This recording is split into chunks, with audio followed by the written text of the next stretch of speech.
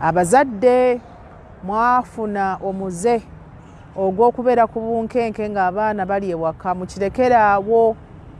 Tubasaba mukozesa omukisa guno kubanga gugenda gutukendeerako buli lunaku.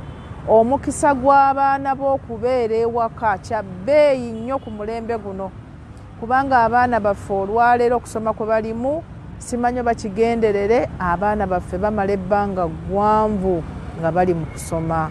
Abaana bamala emyezi 3 nga bali mu kusoma ne babatuwamu ewiiki 2 oba 3.